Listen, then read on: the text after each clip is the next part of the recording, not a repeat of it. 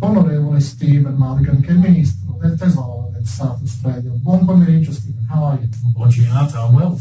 Thank you. How are you? I'm fine. Lovely. Thanks for coming into the city. Oh, Happy New Year. Oh, Happy New Year to you and also to your listeners. I'm forgetting to say that. And we're on live, Facebook Live. When I invited you just before Christmas, sometime last year, the topic of the gas prices, electricity prices, is very high on the agenda. There had just been a national cabinet where the government, state and national, had agreed to do something around coal and electricity prices, but it wasn't settled. Where are we with this? Yeah, this is a great question, because this is something that's going to affect all of us this year. When the Federal Treasurer, Jim Chalmers, released the first budget of the Albanese Labor government federally, they foreshadowed that our electricity prices and energy prices generally were going to go up a lot over this calendar year, 2023, which of course, we've got record inflation and interest rates are going up. We're already getting huge price increases. And so the prospect of our electricity bills and gas bills going up from the 1st of July this year even further is really worrying. So two things have been decided. One is that the state and the federal governments will jointly fund some price relief that will go on electricity bills to try and ease that shock for households and small businesses.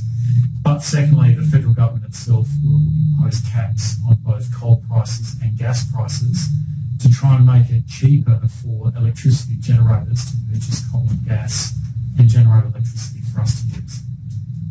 Okay. Something I hadn't picked up on about that.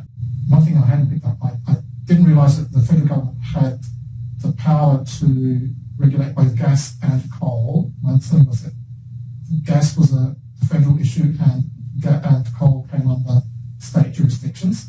Maybe there's a different emphasis from nuance. The Commonwealth always trumps the legal powers of the states and territories, so that they're capping both. And then the debate between the states and the territories and the Commonwealth has been, how will it work, and how will electricity retailers know what to charge people as a result of those gas price caps, and that's still being worked through at the moment. Sorry, coal and gas price caps.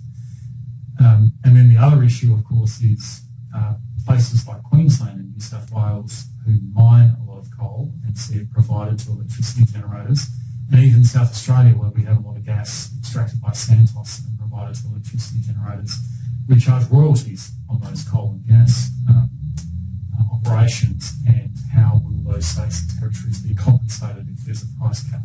And so those works are still undergoing, but front of mind for everyone is how much we can do to limit the impact on households and businesses from price increases. Okay, so we've understood what's happening with the price capping. You mentioned relief to households. Is that, apart from the indirect effect on the electricity prices, what you expect? So the Commonwealth has announced that it will provide $1.5 billion, which is to be matched by the states and the territory governments as well, to provide some bill relief. So to try and reduce electricity price increases from the 1st of July this year. And the states and the territories are working with the Commonwealth about how much of that money will go to households, how much of that money will go to small businesses, and how it's going to be implemented. And that work's still underway at the moment.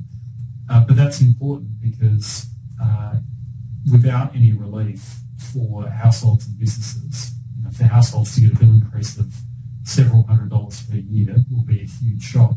But for a small business or a medium-sized business to have a bill increase in the thousands of dollars a year, well, that makes life nearly impossible. So providing that support in the short term is really important to try and make sure we get the country through this difficult time.